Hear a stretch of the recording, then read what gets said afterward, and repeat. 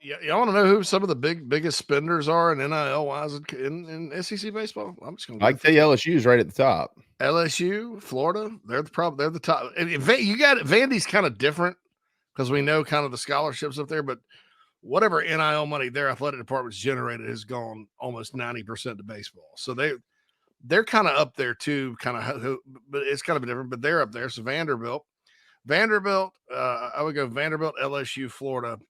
Especially with the portal guys, LSU and Florida were spending largely. They're a combined 16 and 26 in the league. Vandy's barely about 500. Tennessee does about what it does. They're still ahead of Carolina, but not by much. They kind of have a set budget and go with it. Other than that, Carolina's right behind those NIL wise, but it kind of goes to show you, folks, that it doesn't take, you don't need crazy money. You need enough to compete in this bloodbath of a sport in the SEC. And you need coaches that know what, and I think sometimes NIL we've seen more examples, guys, of NIL backfiring on good programs, like Texas A&M in football, for example, like Kentucky in basketball, for example. Then we have seen NIL facilitate greatness as far as the big spenders.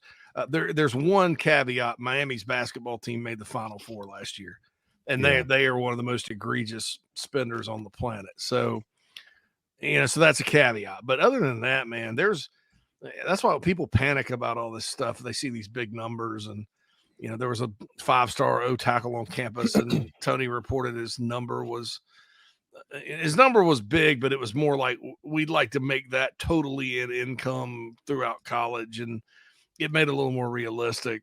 But everybody just throws up their hands and gives up.